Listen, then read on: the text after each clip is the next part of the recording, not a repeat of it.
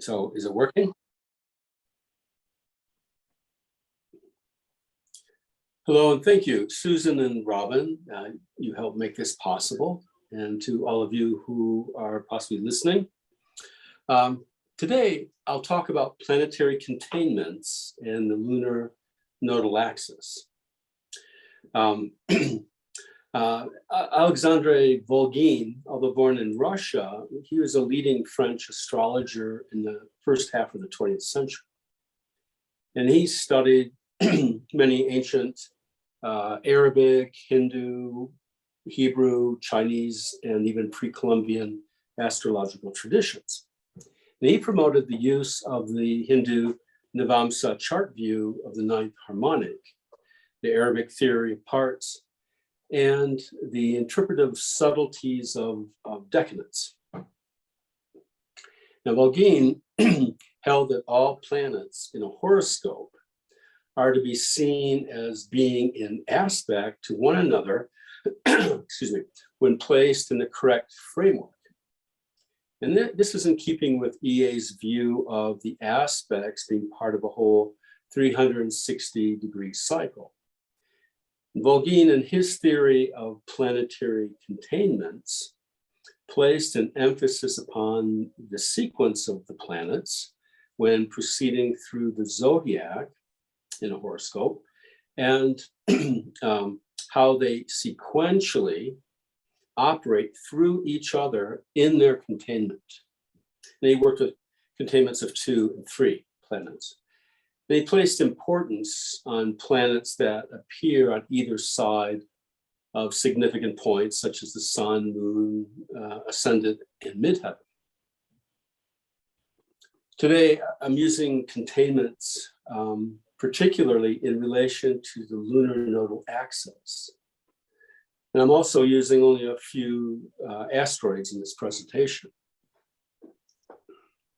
But we have to remember that remember something that Jeffrey Green brought out, and that is when Pluto applies to the south node, then the Pluto polarity point and the north node and its ruler must be integrated through the south node and its ruler. And when Pluto applies to the north node, then the Pluto polarity point and the south node and its ruler must be integrated through the north node and its ruler. For today, keep in mind, I include other planets and bodies in this equation that Jeff brought out of applying to the nodes. And I chose 3 random dates, June 21st, July 1st, and July 15th, tomorrow, of this year, 2022. And for each date, I will start with the planetary containments that are applying to the south node, then those applying to the north, and then those applying to the north node. The first chart. Okay, let me, I'm having my technological difficulty now. Oh, man.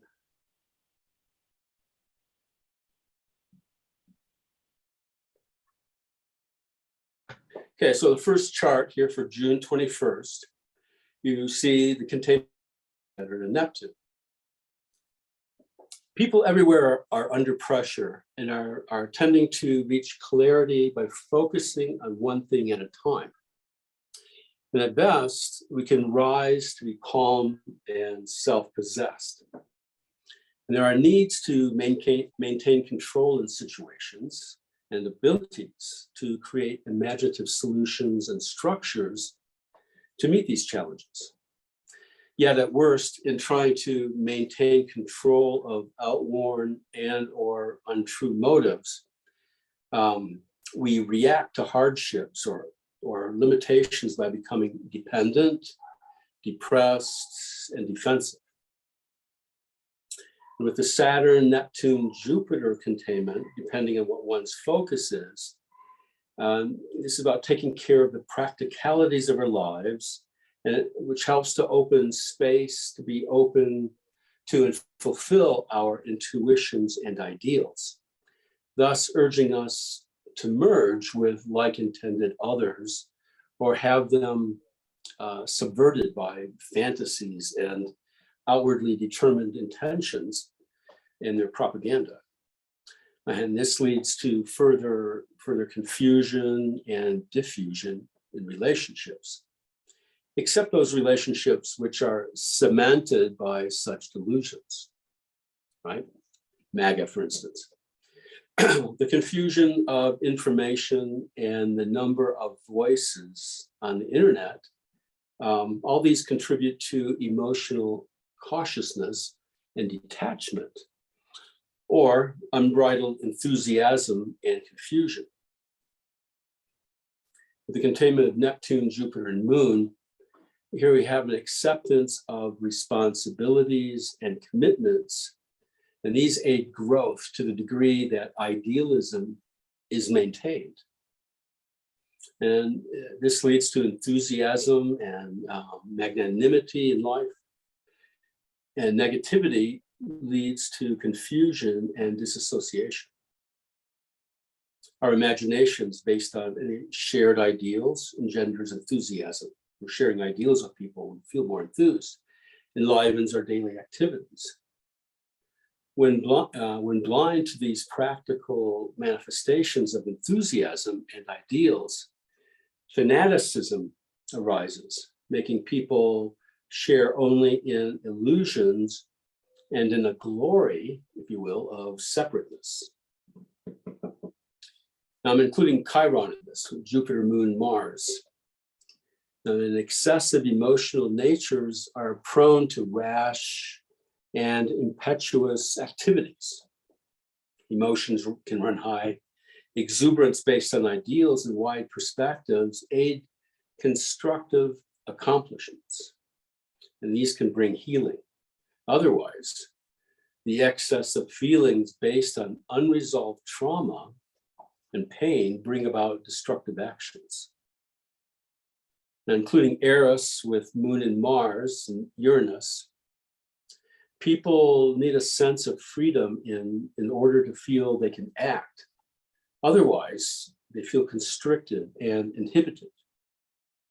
Whether self-motivated or driven to action, we are called to develop creative uses of our energy, through routine and practical constructive ways, especially when facing that which is constricting to us. Depending on the intensity of the constriction, reactions may take on a Kali-like destructive force for the purpose of transformation, or could lapse into erratic motions of uncontrolled violence. With Mars, Eris conjunct in Aries, discord heats up to the degree we don't transform. And these planets west of the lunar nodal axis have all been in last contact with South Node, right? Lastly, of Pluto, thus they're all applying to the South Node. The planets east of the nodal axis are applying to the North Node. The last planet to be touched by the North Node is Venus. Venus in Taurus is in a waxing, trine aspect to Pluto and Capricorn. And this demands of us to utilize whatever self-aware, creative self-actualization that we have developed up to this point in time. And we are called to create new realities that reflect evolutionary purpose that began at the last Venus-Pluto conjunction last March, and which happens to be the Russian invasion of Ukraine about a week before that. Also at that time, the Federal Reserve started raising interest rates 2.5% to 5% a week or so after that. And depending where one lives, the relative diminishing of the COVID pandemic and everything related to that. These experiences have created conditions in which we are called, and have been called, to find new ways to be self-reliant self-sufficient, and how to successfully enter into relationships. This is a time for lessons about coming up against those individuals and social entities that have power over ourselves and others. Not only is the sustainment of relationships is up for questioning, but the need to face and accept how one has defined the ways we relate before the called for transformation can occur. And this is true on an individual and social level, of course. And this aspect calls for confrontation in that it also arouses deep emotions and passions connected to what individuals and groups of people have identified with. One question is, what will it take for many people to arouse their will, to act beyond commenting on social media within a circle, just within a circle of like-minded people, right? Friends. Mars in Aries is the other ruler of the South Node, and it is in quincunx aspect to the South Node, thus, semi-sextile aspect to the North Node, and is approaching a waxing square from Pluto. And this square calls for new consciously manifested forms, Mars. This is a time of crises as people move forward while old compulsions and habits are held tight. The new takes on form for every step forward we take, but every step forward has to be fought for.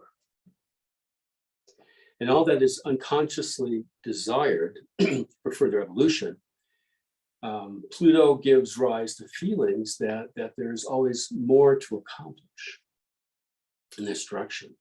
And with this aspect, individuation in its early stages of development can easily manifest as an impulsive, I don't give a damn, I'm doing what I want to do attitude that attracts and is attracted to others who have a similar attitude.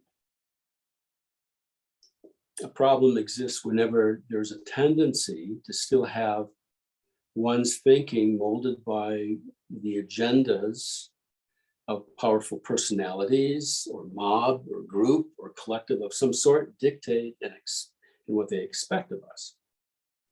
And all this elaborates the tensions and conflicts between the intentions of Cancer, self-possessiveness, and Capricornian, power and control, which are on stage with Scorpio and Taurus habits and intentions around power, values, maintenance, transformation, of issues of trust and betrayal is a main theme, forcing us to deeply understand the relationship between upholding love, truth, boundaries, and forgiveness.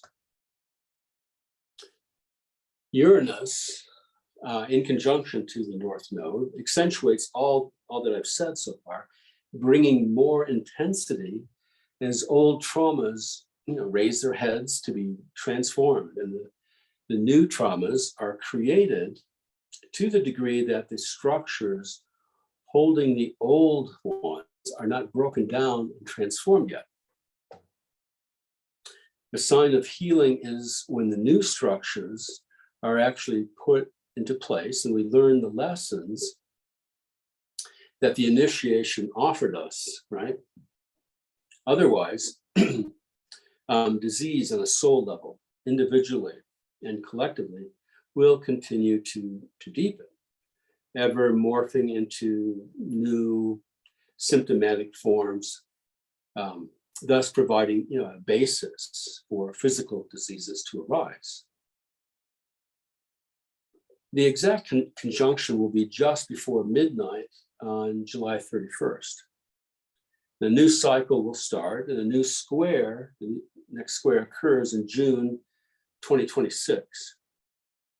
And whatever has been overlooked and not dealt with will arise again, but this time with a Piscean Virgoan nodal axis. And Uranus Gemini trining Pluto Capricorn, the overlooked, ignored, and denied will bring harder lessons along with guilt and shame. And what is dealt with will usher in healing, a growing sense of unity, responsibility, and commitment to purpose.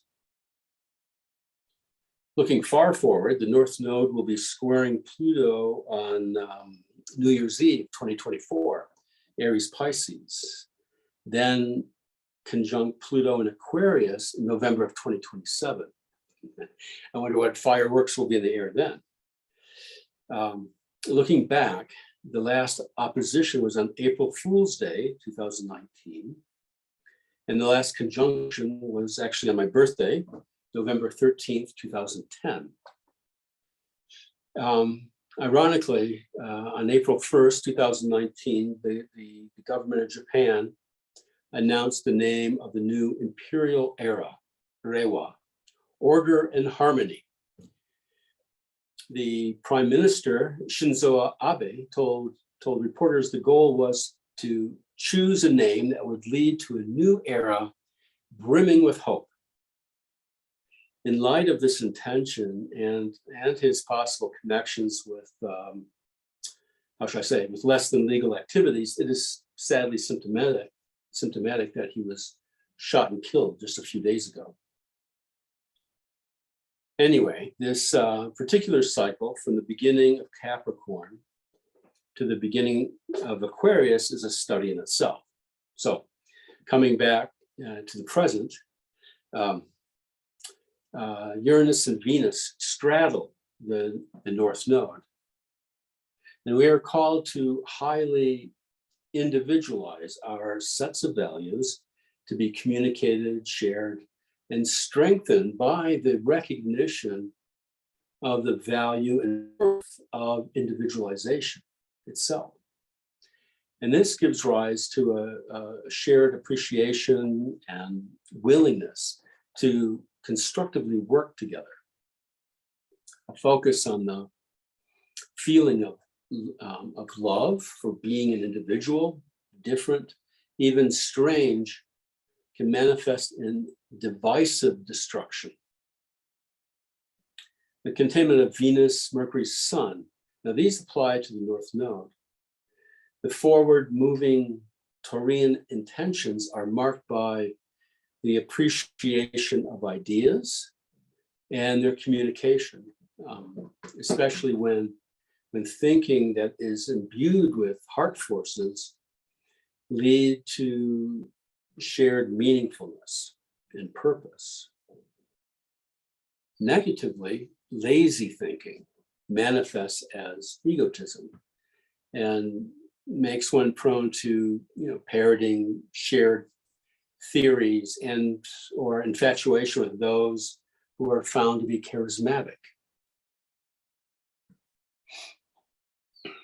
On July 1st, the planetary containments applying to the lunar south node, okay? Pluto, Saturn, Neptune. In a certain sense, it's a mind-boggling reality, right? That most people reach a clear focus when under pressure and forced to focus on one thing at a time. From another point of view, it's a testament to our ability to raise ourselves to a state of equanimity when under pressure.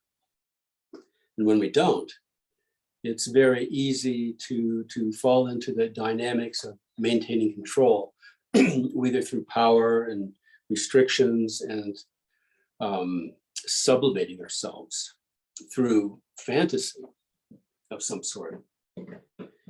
The containment of Saturn, Neptune, and Mars, when feeling confined or feeling limited, people will retreat into their imaginations or jump into action. And this is a time calling us to develop our patience, Our initiative is at best when our ideals are to be realized. And when we are clear-headed, our priorities arise more easily. The US congressional, January 6th hearings are a testament to this. Hopefully they'll keep it up. And any cases that come up after this. And for those who react instinctively and impulsively, actions are based on heated emotions, triggered by memes, slogans, phrases, and keywords, which have the illusion of thinking behind them.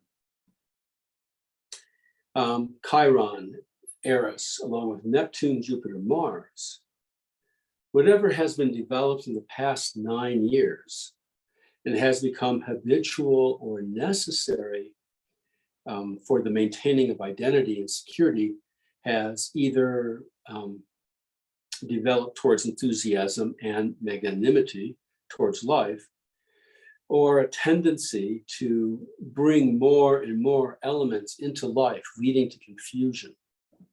People having either tendency will develop their own kind of individual ideals and will want to put them into action. The enthusiastic, truly enthusiastic, will manifest their ideals constructively and energetically out of the wisdom of past painful experiences. And they'll do this for the good of all. And the ones who compensate for their painful past and the confusion arising from not dealing with the pain with an excessive idealism that will be aggressive and destructive in nature. The containment, Jupiter, Mars, and Sun, people will engage wholeheartedly in what they are enthusiastic about. And the danger is in taking on too much or too many things at once. And this can lead to inconsistent, even erratic activity and results. The need to act independently is strongly felt. And this is good when self-motivated, either purely out of oneself or out of an impulse to do good for the greater whole. This will operate negatively in those whose identities, thoughts, and enthusiasms are born from what has been adopted from a collective will. Planetary containments applying to the North Node, starting with Venus, Mercury, and Sun. Now, this is a call to have a relaxed and easy manner that is born out of having confidence in one's values and self-worth, that arises from having a consciously thought out understanding of those values and sense of self. And we are called to be aware of the flow of our thinking and what it is we are communicating. And this is an antidote to superficiality and is a basis for being able to tune into meaningful inspirations.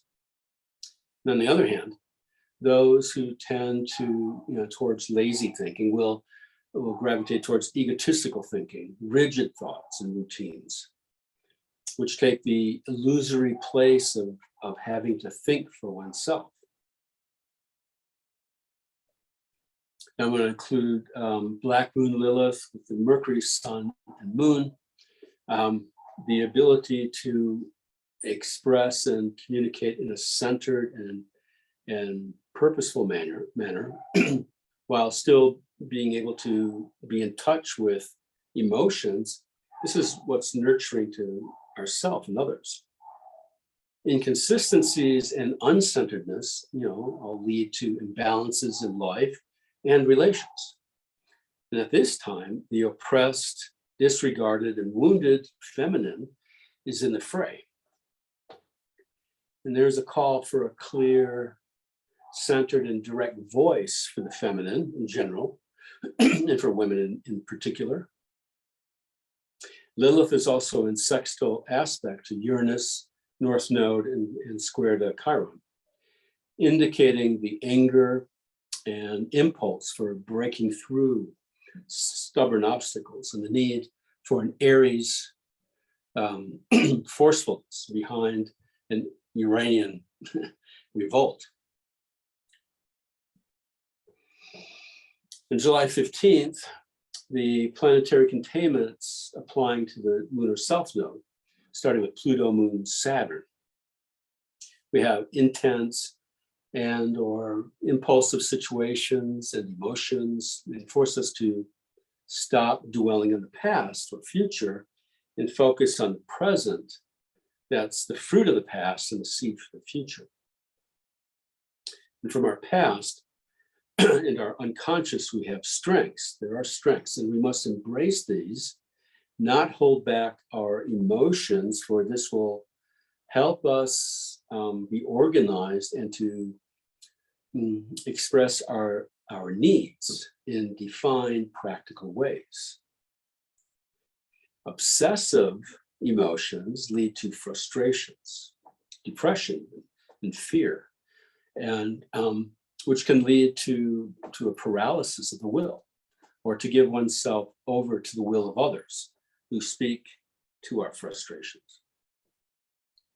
Moon, Saturn, and Neptune is learning to be in contact with our feelings, and this aids us to calmly organize our daily lives. However, fears and self-judgment set up limitations in ourselves and in our endeavors. Thus, of course, in our socio-political, cultural life.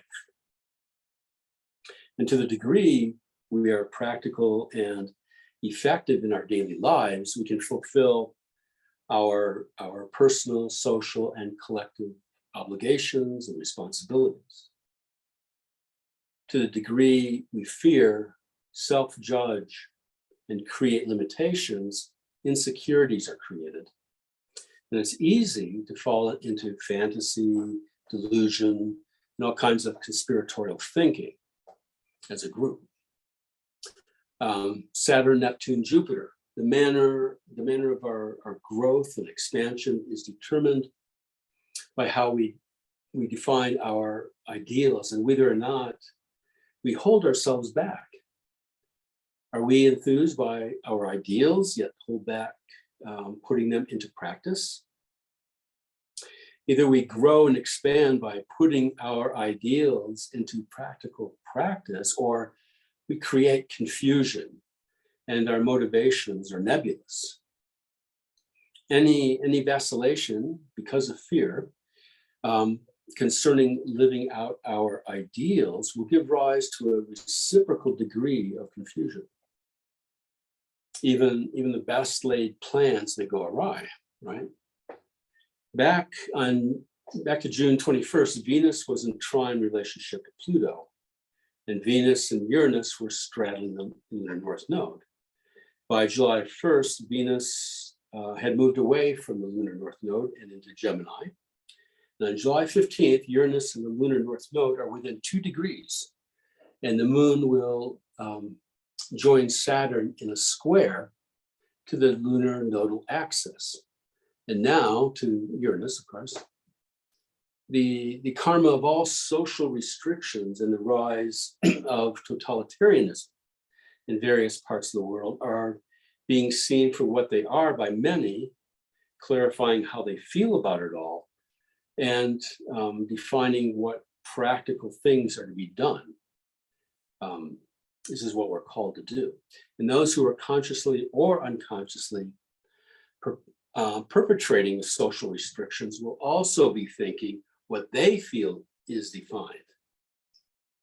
The Gemini dichotomy in society and other relationships will be strongly felt. The Moon, Saturn conjunction square to the nodal axis into Uranus will be triggering the emotions in this social dichotomy. And as the January 6th Commission finalizes its reports, this will spur strong reactions and hopefully decisive action, right? And we'll see what happens on August 1st when Uranus directly conjuncts the North Node. And then on August 2nd, Mars conjuncts Uranus, conjunct the North Node. And August 3rd, the moon will have moved to oppose Jupiter. The step quality of the square that I started off talking about points to all the ways that Aquarian ideals have been restricted, controlled, manipulated, and ignored. And this points to what needs to happen, right? The Aquarian moon, 2 days after being full, accentuates what the planets, particularly Uranus, have brought since they last were conjunct to the lunar south node. Uranus was last conjunct the south node, interestingly, on another April Fool's Day, 2007. This is when the Iranian protesters entered the British embassy in Tehran, smashing windows and burning the British flag. This was over London's sanctions on Iran's nuclear program. On April 2nd, 2007, the Ukraine president, Viktor Yushchenko, dissolved the parliament after calling for parliamentary elections on May 27th. And another symptom of today's divisive impulses, because of an extreme faction has been set up in the government of the US. The US Supreme Court ruled that the EPA has the authority to regulate emissions of greenhouse gases, right? Unless science proved otherwise. And that was in 2007. But now, and it was just overturned by the Supreme Court. These world impulses are felt everywhere, manifesting according to the local situations. Now, here in Ecuador, the social dichotomy played out dramatically for nearly 3 weeks. There's been a general national strike, or paro, as it's called, meaning a stop, led by a few indigenous groups, more or less united under what's called CONAI, the Confederation of Indigenous People of Ecuador. It ended about a week ago, but the indigenous had a set of 10 demands, to which the Ecuadorian president replied that he wasn't going to let Ecuador be taken hostage. Well, the indigenous mobilized to block roads and highways and paraded in the capital of Quito and in Guayaquil, the two largest cities, each roughly 3 million people each. So propane gas, gasoline, food, nearly all transport stopped, okay, between the cities, and also within the cities to a smaller degree. And there was violence in Quito and Guayaquil. Negotiations started again, but when a soldier was killed on some highway somewhere, the talks were stopped. And here in Cuenca, where I live, there were a few parades, tire burning in the streets, trucks, buses, and taxis lined up blocking streets and stopping service for a couple of days. And one person was even killed and struck by a tear gas canister. Otherwise, it was pretty low key. In certain neighborhoods, you didn't even know what was going on, except that you couldn't get gas. This was hurting businesses everywhere, and hospitals weren't getting medicines and supplies. So negotiations began again towards the end of the strike, and compromises were made on both sides. And there are rumors that a stronger strike will commence in October. So sides don't matter, really. You know, the drama in times of transformation are exceptionally strong, as the split between those who are hankering for, a mythological past or a future, right? the gap between materialistic thinking and spiritual thinking is widening. In all groups, especially, including, I should say, spiritually motivated ones, the play between holding on to past forms and transforming toward a spiritual renewal, personal or social, in the social life, is ever present. There are no real shortcuts outside of self-determined spiritual and moral development. So our strength is in keeping firm in our love for truth, beauty, and goodness, while penetrating darkness with clear thinking and keeping a balanced heart. And so here I will end today's presentation. Thank you very much for listening. Thank you, Michael. You're very welcome. Very interesting. Lots to think about. Yeah, there is.